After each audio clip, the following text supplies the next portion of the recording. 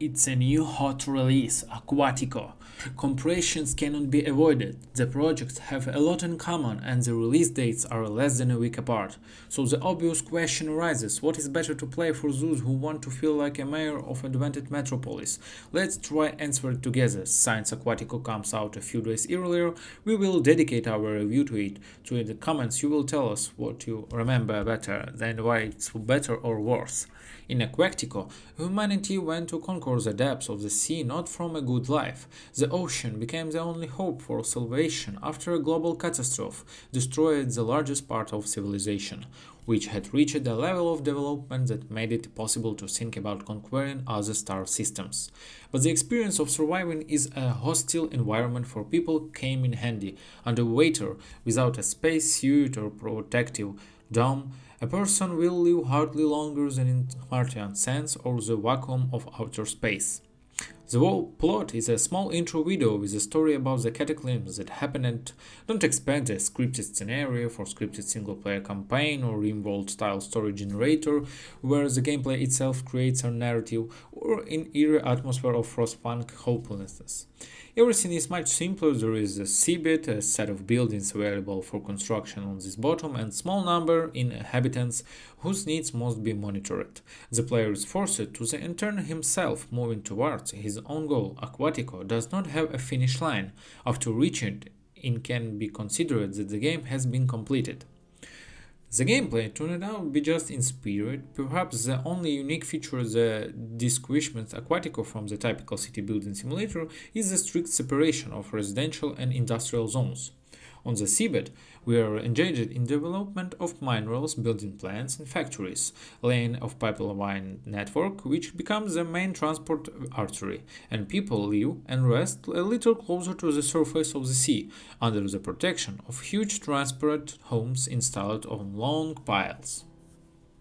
It sounds interesting, but almost no effect on the gameplay. The reason for this is the huge amount of free space and the minimal influence of distance between buildings. Resources are transferred instantly through pipes and through production facilities that require manual labor of people, or autonomous drones are hardly affected by stretched routes along which work is moved.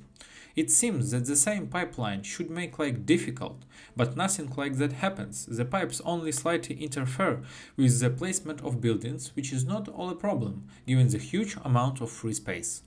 If at the very beginning of the passage you look at the number of buildings available for construction, or evaluate the variety of professions, it seems that Aquatico will be real logistical hell with dozens of interconnected resources and the needs of the population clinging to each other like parts of the complex mechanism. In fact, we have a purely linear process. There are almost no long production chains, and resources are mined only in order to satisfy the growing demands of residents. In addition, the process of unlocking new buildings and technologies carried out with the help of scientific research is terribly stretched in time. What is annoying is that each time of this huge sham is studied relatively quickly, but it is impossible to put several in the queue at once. As a result, every minute you have to be distracted by the research window to select a new element. At the same time, many discoveries are just new types of industrial and public buildings. The game does not give any other intensive except to study all the available improvements and open the old texts.